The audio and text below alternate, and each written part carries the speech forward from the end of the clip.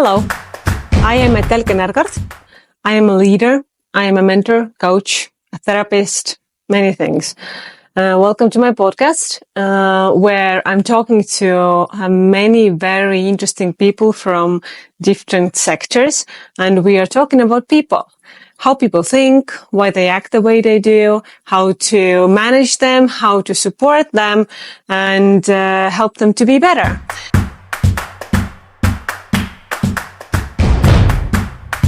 So today, I am going to talk to Jure Biechonski. Jure Biechonski is a psychologist. He's founder of many different schools. For example, he's a founder of ZACH International, which is the School of Analytical and Cognitive Hypnotherapy and Psychotherapy. He is also founder of Teadlikmina.ee, which is a school of transpersonal hypnotherapy and psychology. How is he able to do all this? Well, Jure holds many academic degrees. For example, he holds a degree in history, in philosophy, in education, French literature, and psychology. Today, he still runs courses in 8 different countries, and he holds lectures in more than 69 countries worldwide. This former dancer and actor has 8 years of academic education plus 3 years of experience in humanistic counseling and 2 in family counseling. So I would say he is a very interesting person to talk to, and we will also be talking about a lot of interesting topics. Stay with me.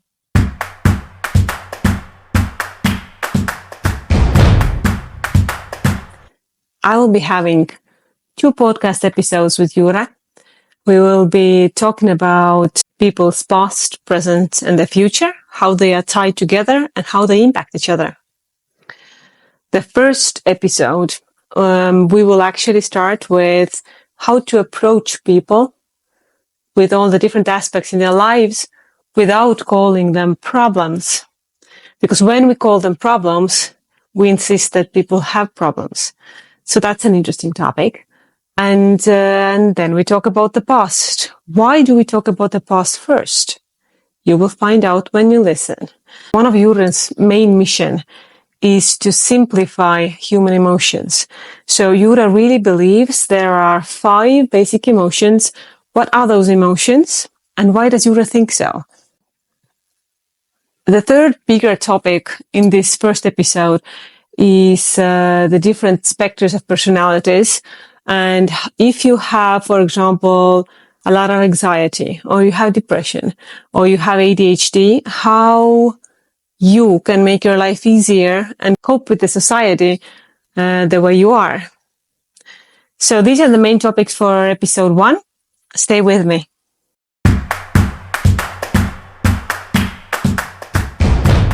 Hello. Hi. Hello.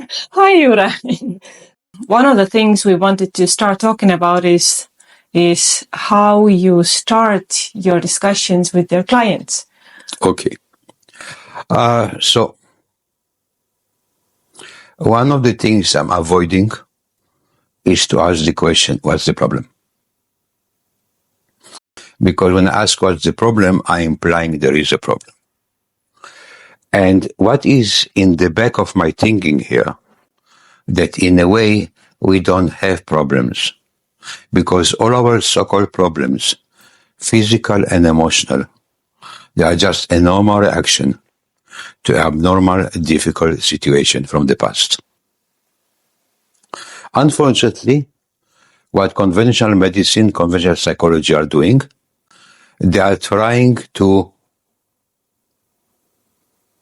fix what is called the problem, which in other words, fix the symptom, and they leave the emotional causes from the past still there. Mm-hmm. If you cut the weeds in the garden, they will grow back after the next rain. You don't need to be an academic scientist to understand a simple fact. That to remove the weeds in the garden, you need to dig up the roots.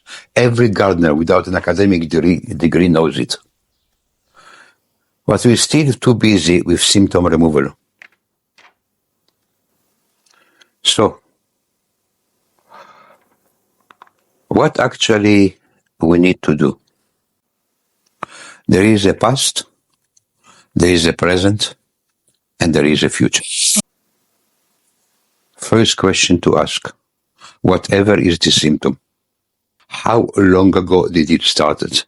And what happened in your life around that time?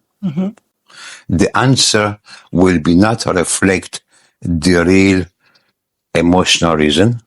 It will reflect the symptom, the trigger. And once we have the trigger, what we need to do is to ask, when was the first time in your life when you felt that? When you became aware of this feeling?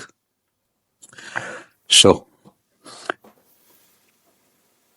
now, something important I want to say about the word psychology.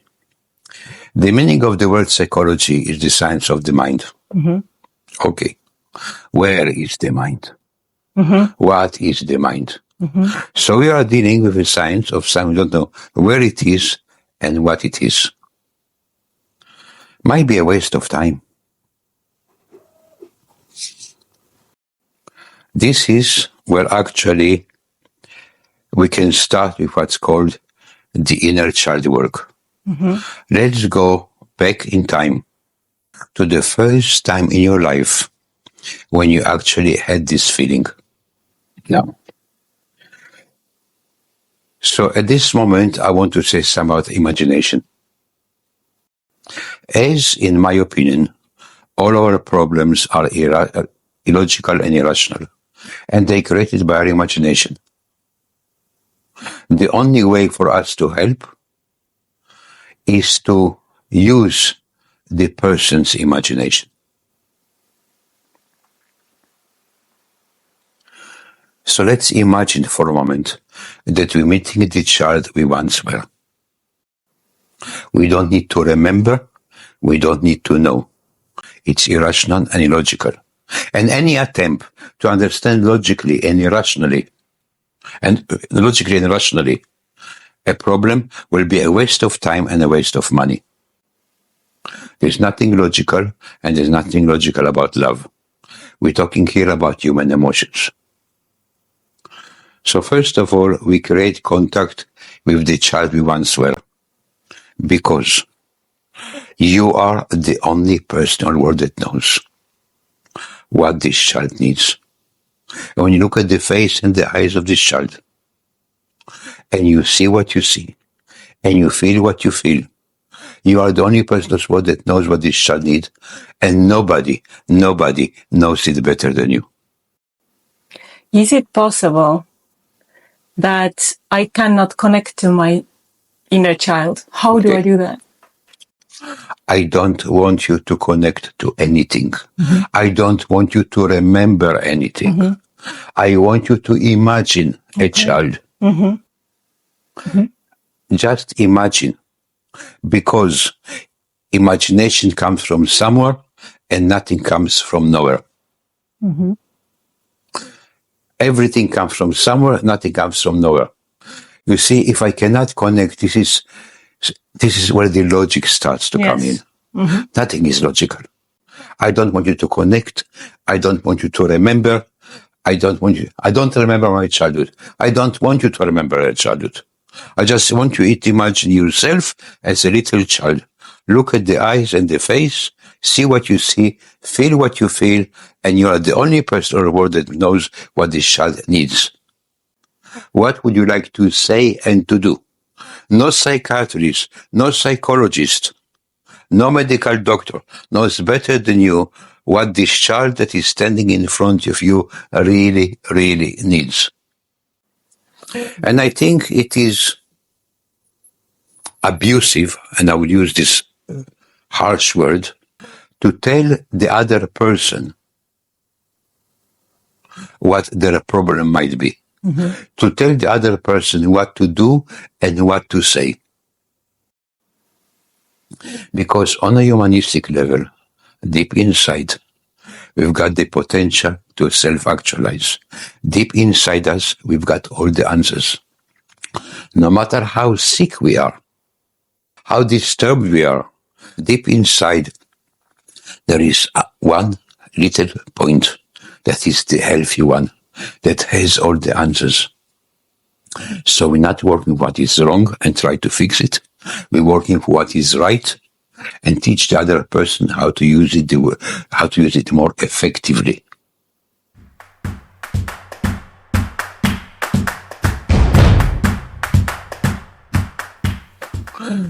Can I ask about the feelings, what you are feeling inside, you said?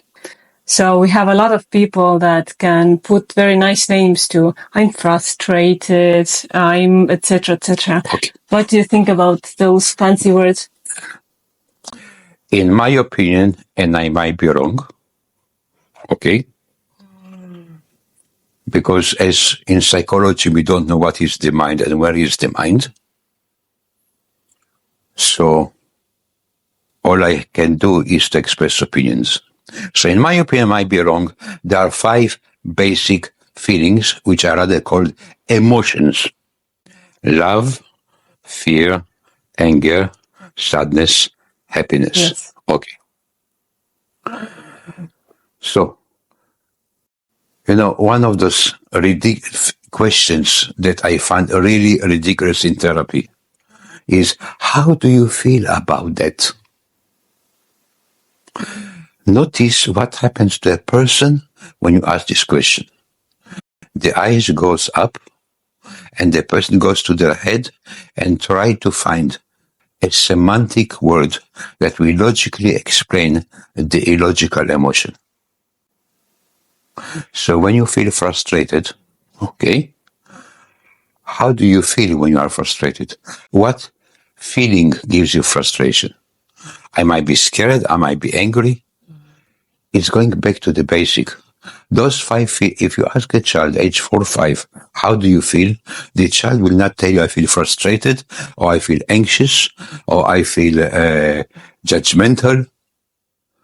These are not feelings, they are not emotions. These are thoughts. These are judgment of feelings.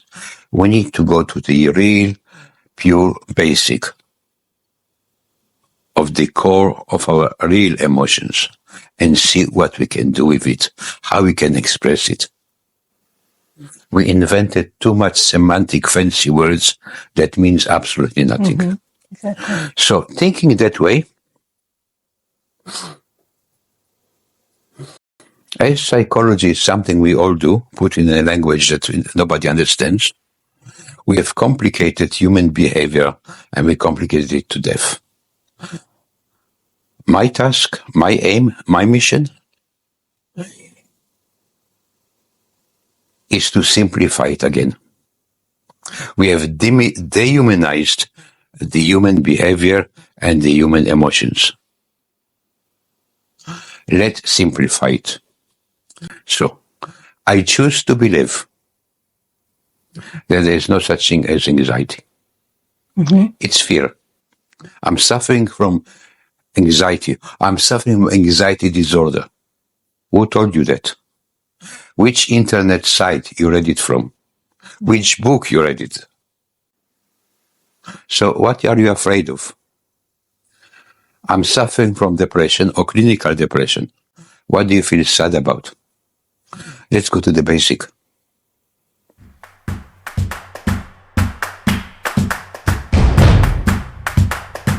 I've also asked people, so what do you want to hear about? So one of the question was that how, if I have ADHD, how do I put myself into the working environment and how will I be able to work just like everybody else? Yeah, okay. ADHD is another modern scientific invention to the profession of psychiatry and psychology. Mm-hmm. In the 50s, there were 7 psychiatric disorders. Today, there are more than 4,000, and we invented new ones by the day. Mm-hmm. So when was ADHD 20 years ago? Nobody heard of it. Mm-hmm. In a way, I know that some people not like what I'm saying. but in a way, it becomes a good excuse. The label that somebody put on me becomes my identity. I've got ADHD, and it's not my fault. Now, another thing about ADHD, according to some psychological association, it's unethical to blame the parents. So what do you blame?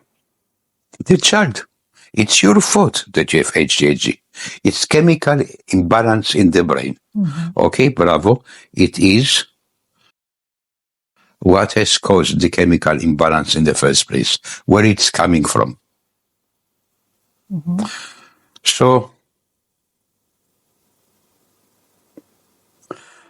first of all, if you have attention deficit disorder, instead of taking Ritalin, maybe you need attention.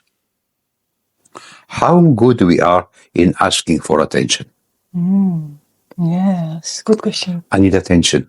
It's not socially acceptable. So what I've learned from very early childhood, to get attention, I need to feel sick. Okay. This is somebody cares for me. I'm developing hypochondria. I'm developing problems. Thanks to psychology and psychiatry, I've got labels, okay? Because saying I'm sad, it's not socially acceptable. Come and snap out of it. But if I say I'm suffering from clinical depression, oh, poor you. You are sick.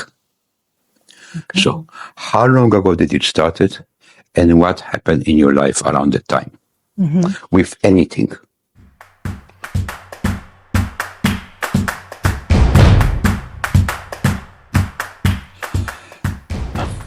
So, the inner child. What you as an adult think this inner child needs. It will be okay. No, it's not going to be okay. You survive. No, I'm not going to survive. I just need to be told that somebody is proud of me and love me. And I need a hug. This is all what I need. So, dear friends, let's think for a moment. When was the last time one of your parents looked you straight in the eyes and said to you, I love you and I'm proud of you? And so many times I get the answer, never. How can you grow up as a normal, functional human being when for the past 40, 50 years of your life, you never heard the words, I love you and I'm proud of you? So to start with, can you actually say it to your own imaginary inner child, which you cannot connect with and you cannot remember? We don't have all the answers, but we have to try somewhere. We'll have to start somewhere.